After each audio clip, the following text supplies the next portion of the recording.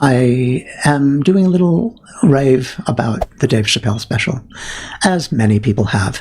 The reason I think a lot of people get upset about Dave Chappelle and this special is that it was put on Netflix, and it's 2021.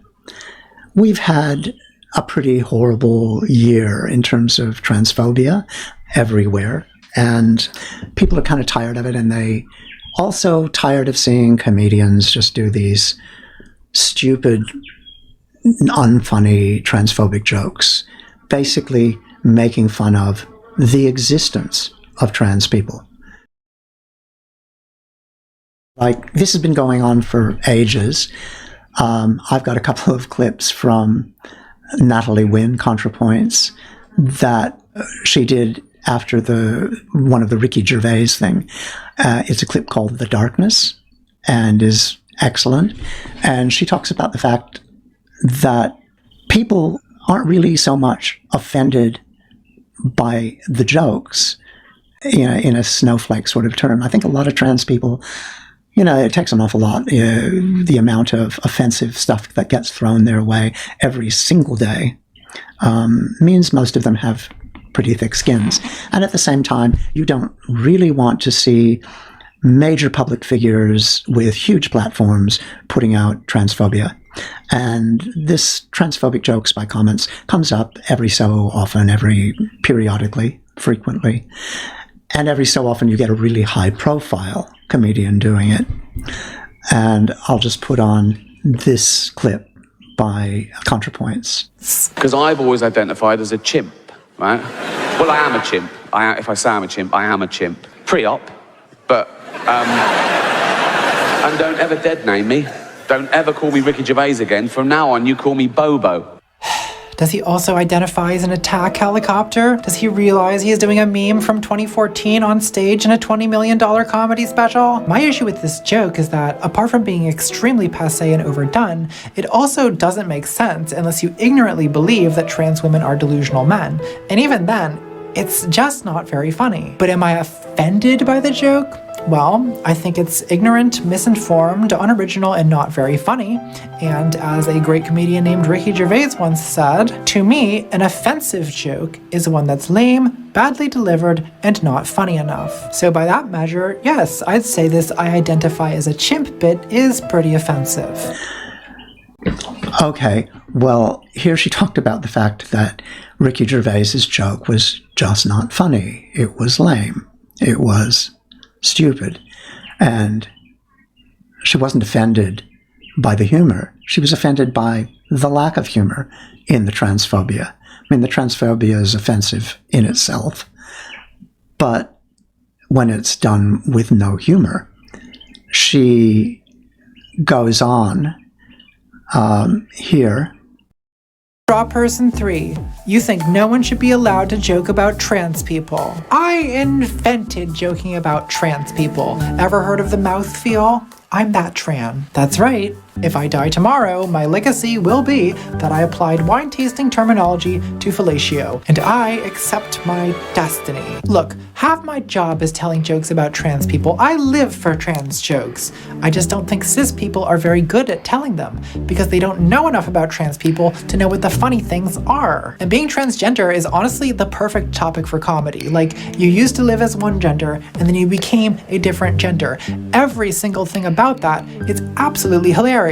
But humor is in the details, and Ricky Gervais does not know the details because he's clearly never been close to a trans person, and that's why he's still telling these Tinker Toy 2015 Caitlyn Jenner jokes. And it's too bad, because I'm actually starving over here for good trans comedy, and I mean the real dark stuff too. I'm not talking about trans Rachel on the timeline calling her hormones titty skittles. No, I like the edgy stuff. I like being on the edge. Yeah, her point is that most people who are doing transphobic jokes have no idea about trans people. I might be a trans girl who hasn't had bottom surgery, but, I'm just like everybody else. I put my pants on one leg at a time. It's just, I shove my bits up towards my butt crack beforehand. They're just pumping out the same old notion that trans people are, in themselves, funny, just because they exist. and they work with the worst possible stereotypes. And this is what Dave Chappelle did. And a number of people didn't find his work funny either. And that includes the very popular streamer HasaniAbi. And I'll just put on his clip. And he's a big fan of Chappelle. I watched Dave Chappelle's last special, and I think the worst thing you can call Dave Chappelle is not a fucking transphobe, because he is transphobic for sure. But the worst thing you can call him is just a hack. And I'm sorry, but his last special was literally the divorced dad special. He was out there spouting the same exact bullshit that a fucking victim of divorce court brother would say as it pertains to the fucking trans people. Like, literally, it was just so bad. It's not that like, oh my God, I'm so triggered. Like, I'm so triggered. I know like a lot of people will reflexively want to fucking defend Dave Chappelle, and I totally understand where you're coming from, especially if you grew up with his content and you fucking love him. But his jokes were they were such like the old person jokes. It came from a place of not understanding and relying on the lowest hanging fruit you possibly can, which is to say, haha, trans people are fucking weird. It's crazy, right? Oh, that's a woman with a penis. That's wild. That's some shit you hear from the fucking random guy who watches Fox News every night, dude. Yeah. So when somebody just does lame, stupid jokes that are the kind of bigotry, basically, that you might hear from, your racist uncle, it's just not funny. And so that is the first major critique of Chappelle's work.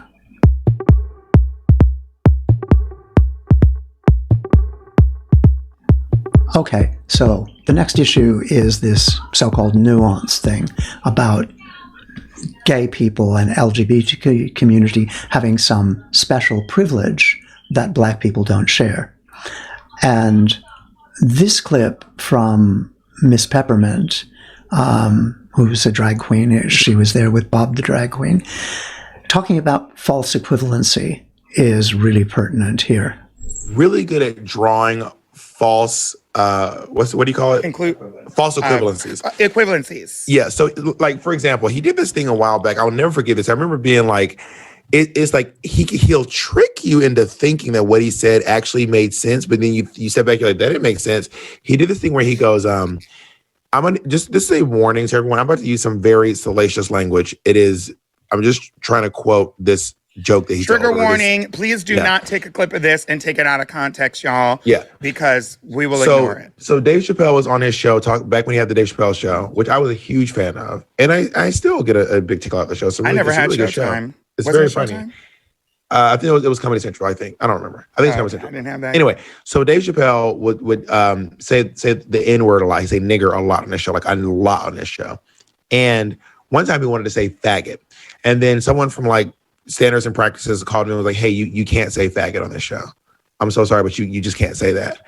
And then he was like, okay, but then turned around and was like, wait, I want to know why I can say nigger with impunity, but I can't say faggot. And then she looked at him and she was like, well, because you're not gay. Keyword, she said, because you're not gay. And then he was like, yeah, but I'm also not a nigger. And I'm like, okay, what you did was what would have made more sense is if you said, yeah, but I'm not Black, but you are Black. So he tried to make it seem like she was saying only niggers can say nigger and only faggots can say faggot. But I think what she was saying was gay people say faggot and black people say nigger. But he made this joke and it got this huge reaction and everyone was like, yep, see.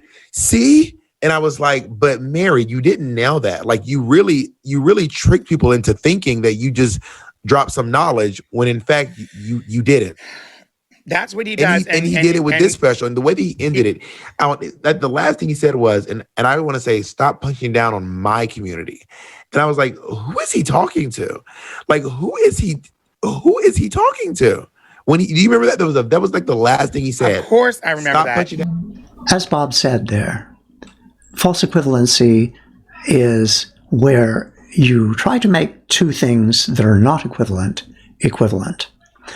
And the two things that he kind of was emphasizing is how come, when gay people, somebody says something negative about gay people, people get up in arms and say something, and yet black people can be killed in the street.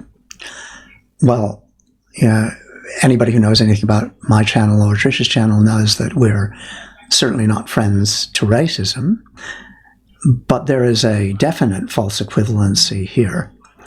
Firstly, let's look at the two equivalents of if somebody says something negative about LGBT people, trans people in specific, what normally happens to those people? There may be some sort of an uproar on Twitter or in the online media, but often all that really happens is those people end up having to make some apology. On the other hand, you see insults and negative stuff about trans people particularly, but LGBT people and women all the time. All the time. Twitter is full of it. YouTube is full of it. All you have to do is look at the messages and responses and all that kind of stuff to see what happens. Yeah, and the amount of hatred that is directed towards women, queer people, and trans people particularly. Trans people get it absolutely all the time online from pretty much anybody, and they get it pretty much in the public sphere. You see, Alison Schreier and people like that quite able to rubbish trans people, and they get on Joe Rogan and all these other places. They get interviewed here, there, and everywhere to put their views. You very rarely get to see anybody who is supposedly doing the canceling, ask, and why do you think this person is problematic? No, what happens is somebody says something transphobic, some major celebrity, like J.K. Rowling, somebody like Alison Schreier. They go, oh, I'm being canceled. And so they get on mainstream media and are asked, why were you canceled? And they say, oh, because I have this view and this view and this view and this view, and out comes the transphobia in detail. And it's on major platforms everywhere. And that's what they call being canceled. In those situations, you never see the interviewers consulting the trans community or something like that, or the gay community or women, and saying, why do you find these people offensive? Why do you think these people are wrong? And let them present their view. No, those people get to put their views out on Twitter or on YouTube or something like that, where the bigots manage to get mainstream media presence. And again, that's what being canceled is called. Now, talking about that false equivalency issue, we have on one hand, somebody who says something offensive about LGBT people generally. Every once in a while, you'll see something like a teacher being reprimanded or something like that. But in general, not much happens. Maybe some celebrities apologize afterwards and so on. When somebody says something racist, on the other hand, they get sacked. They very frequently lose their jobs. Celebrities get thrown off of TV shows for being racist. That doesn't happen when they offend LGBT people. So there's your equivalence, your actual equivalence. Now, is the United States a proto-fascist state and a racist state, white nationalist state, where cops generally just kill black people? Abso-fucking-lutely. And it's disgusting. And it should never happen. Do gay and lesbian people get killed? Yeah. Do trans people get killed? Yeah, and one of the more interesting things is of the 43 people who were killed in the last year, the vast majority of them, I think it was 32 of them, were black out of 43, 32. 7 were Latino, a couple were white, and one was indigenous. Trans people get killed too, and predominantly black trans people. So the equivalent to black people being shot is trans people get killed.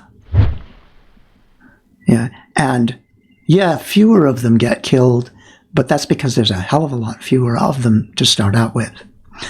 And sure, racism, the intersection of racism and homophobia means that fewer white trans people get killed. But the intersection of transphobia and homophobia and race also means that I think a majority, or certainly a large proportion, of black trans people are killed by black people. A great deal of violence against black trans people is perpetrated by black people. And as Kat Blaque talks about, a lot of that is because of homophobia within the black community. She's a black trans person, and she's talked on her side about this fact, the fact that a lot of black people who may go out with a trans person, if their friends find out they're going out with a trans person, to prove that they're not really gay, they end up beating up or sometimes killing that trans person that they've been going out with. And that's something black people need to deal with within their own community. I mean, people like Kat Blaque have raised those issues. I think that happens within the community. It doesn't mean black people are any worse than white people. I mean, I'm thinking of a particularly awful case in Australia, which didn't get included in the TDOR, the Trans Day of Remembrance. That intersectionality is something that leads some black trans people to feel less committed to doing things like going out and protest at BLM marches. And I'll just put up a clip of Kat Blaque talking about that particular thing. You know, one of the reasons why I wanted to make this video was because I've been talking a lot about this sort of stuff on my channel. I've been talking a lot about being black and being trans and what that means, and how oftentimes you live in this weird way when you're a black transgender woman because you don't quite feel accepted by black folk. And I'm not going to ignore the fact that when I watched this footage, while there were other people of other races joining in, it was predominantly black folk.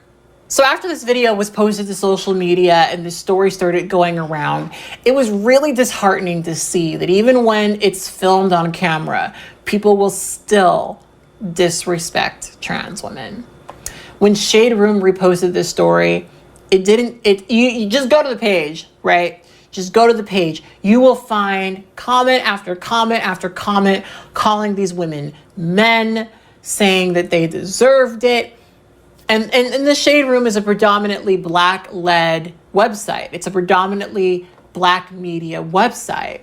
And so you'll see all these comments, some of them with Breonna Taylor on their profile, saying that these are men, don't call them women, this and this and this and that, which is, of course, the same reason why these women were attacked. It's all cyclical. It's all cyclical. I said this in a video that I made recently about Black Lives Matter. And as a black trans woman, I think part of me also thinks to myself, well, I want to advocate for this, and I do obviously agree, and I do obviously support, but if I were killed by the cops, would people march for me? Probably not. And I believe that. I do believe that, because what else have I seen that proves otherwise? I think the most ghastly and upsetting part of all of this is just seeing how little people care. About jokes, edgy humor and humor that might be seen as offensive.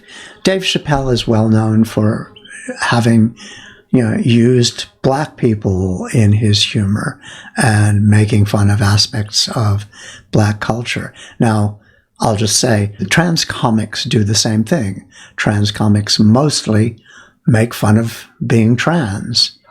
And as ContraPoints points out, trans people can make very funny trans humor because they understand what the funny bits are. They see the darkness. They see the really humorous and absurd situations that occur for trans people. Just to highlight it, I want to put on the sound section of one of those jokes that Dave Chappelle tells.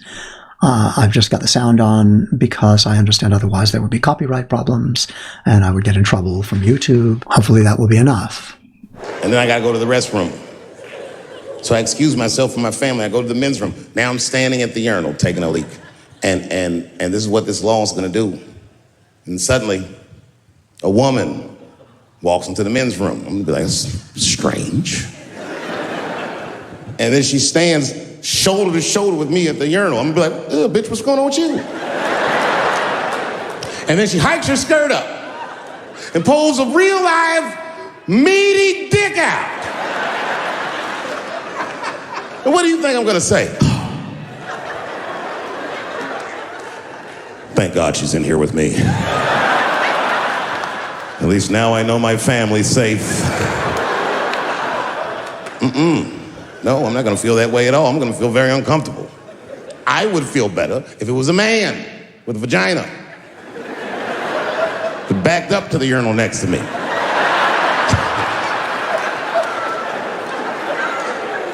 I wouldn't even think about that. I'd just be like, that's funny. This guy is peeing out of his butt for some reason. Oh my God, he must be a veteran. Thank you for your service.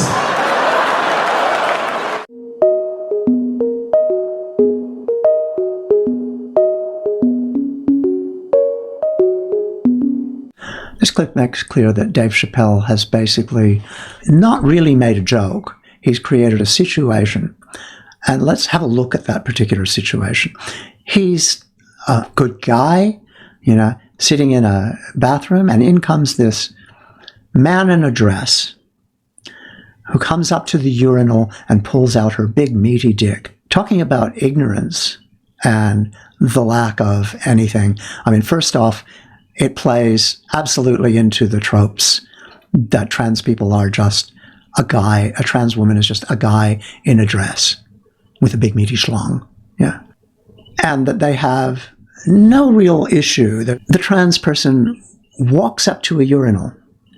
Now, anyone who knows anything about trans people knows that if a trans person, even before they have socially transitioned, even if they're, wearing pants and, in boy mode before they transition socially, is unlikely to come up to a urinal because that's just not where they're at. They're going to go into a stall and close the door because they have issues with having a dick because they're trans. That is the definition of trans.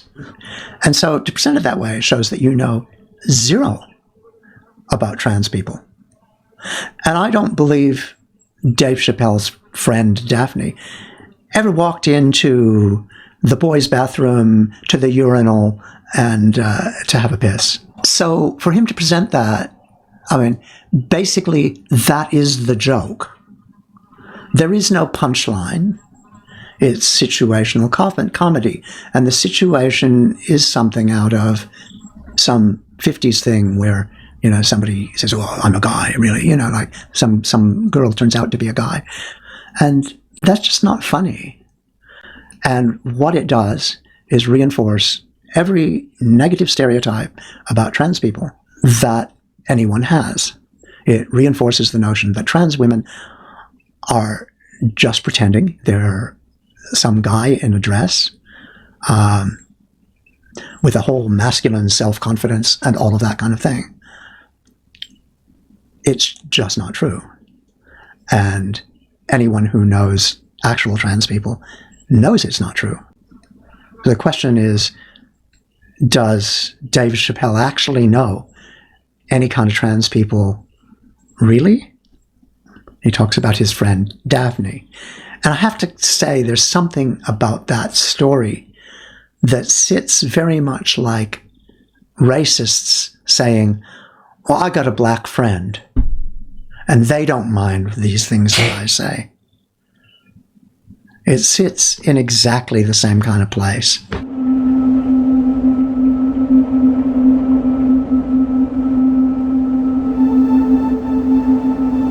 What makes Dave Chappelle's show so objectionable, other than the fact that it's not funny, is that it does reinforce these stereotypes about the most negative stereotypes, the most dismissive, the most pejorative notions of what trans people are. And that's a problem because that reinforces every bit of bigotry in people's minds. Dave Chappelle quit the Dave Chappelle show because he found his constant use of the word, the N-word, and his portrayal of black people as, kind of dumb and this kind of stuff, as basically reinforcing the bigotry and giving permission to bigots to behave in bigoted ways. And he realized he was doing this, and so he stopped. So now he's doing it with trans people. And the trouble is that trans people are a group that is absolutely under assault at the moment. In the US, there are over 100 pieces of legislation that are anti-trans that have been proposed. A number of them have passed. Most of them are directed at young trans people, trans children. And these sort of things, denying them medical care, denying them the ability to integrate it all in schools and so on, that will cause irrevocable harm. And Alison Schreier's Irrevocable Harm book is, of course, one of the things that has led to these laws and the laws in the UK, or TERF Island, as it's sometimes called, although it has nothing to do with radical feminism. There are laws being passed that harm and restrict trans people. Trans people are under assault. There is transphobia everywhere, in all of the media and online and in real life. And trans people get beaten up. During the marriage equality debate, a young trans person was beaten up in Hobart Mall. She's 16. Somebody felt quite free to come up and punch her out because they figure she's trans. That kind of violence happens very often. The level of hate that's spoken is frequent, and one finds the gender-critical transphobic women who are not feminists, and it's very clear they're not feminists, making alliance with the Christian right and the Proud Boys and people like that. This is the kind of element that comes up. And this all feeds the culture wars. And this feeding of the culture wars is incredibly dangerous because the culture wars are, of course, not limited to trans people. Trans people are just really low-hanging fruit. There's hardly any of them. They have zero power in society. You can get away with saying almost anything about them. There might be some, that's not good in the media, but it's pretty minimal, and that's about all you'll ever get. There's never any kind of real action taken around transphobia. But transphobia is the thin edge of the wedge, and you see those same people who are passing the laws against trans children and young trans people and trans people in general are the same people who are passing laws to limit reproductive rights in women, because those same people are usually misogynist. And those same people who are misogynist and homophobic and transphobic are usually also racist. So, hey, that kind of oppressive thinking, that normative thinking, that otherization, comes from a place of patriarchal, white heteronormativity and cisnormativity, but mostly heteronormativity and patriarchy and white nationalism. And it is all a mix. And these people are taking power within governments around the world, and they are actually internationally organized, usually around Christianity and the family and that kind of stuff. But they are dangerous. They are the proto-fascists. They are the people who are leading into it. And while a number of the proto-fascists, like Proud Boys and whatever, don't have that same Christian thing, they have the same number of enemies, the same set of enemies. Queer people, gay people, black people, Latino people, anybody of color, anybody Asian, trans people, of course. It's a set. It goes with the territory. And those people are dangerous. And those people, particularly the Christian right, have people in government. And they're the people who allowed the January 6th rioters to get into the White House and were giving tours and saying, and this is where Nancy Pelosi is, go get her. Yeah. And those people were after that. Now, if you were a black or an anti-war or an LGBT demonstration, you wouldn't get within a kilometer of the White House.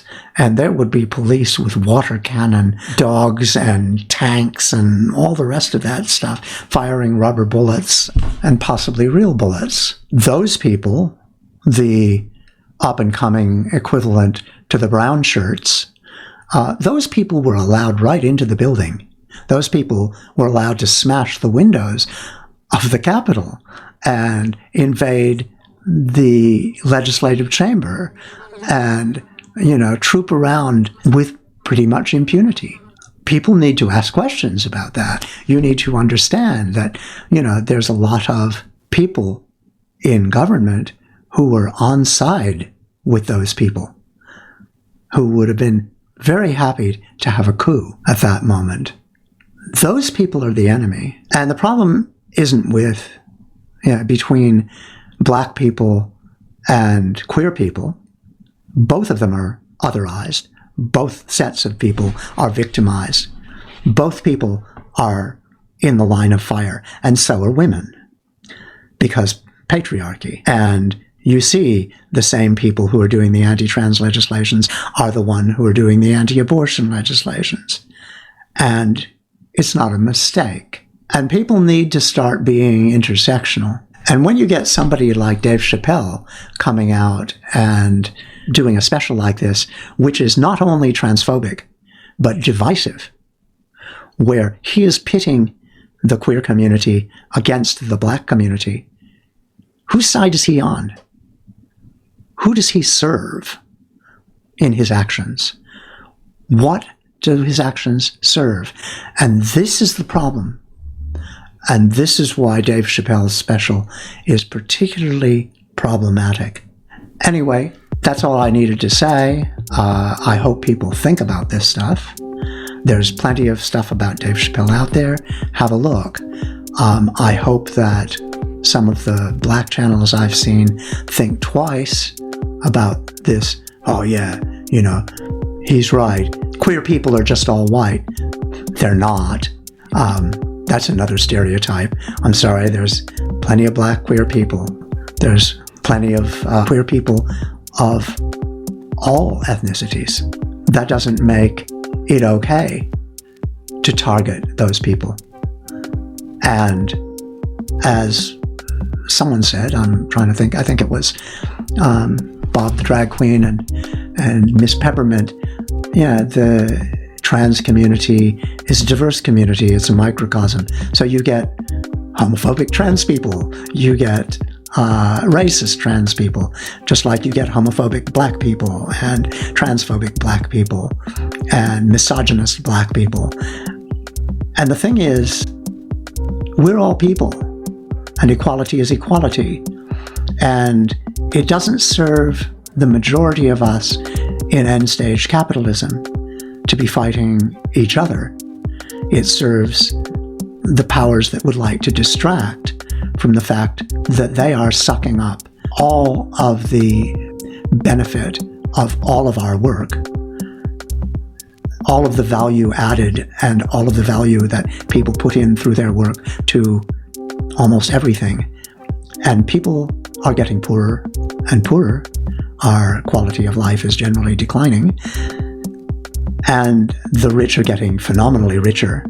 And that has nothing to do with being trans or being black or being, and the groups that are otherized, like trans people, black people, queer people, Latinx people, Asian people, migrants, poor people, anything like that.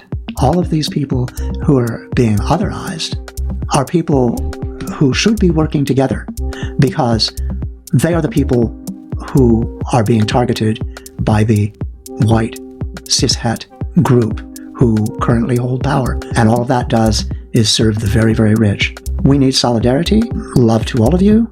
We all need to work together. And things like the Chappelle thing need to go, not because it's offensive to snowflakes, but because it's bad humor, it's ignorant, and it's divisive. Thanks. That's me from Life as a Leaf.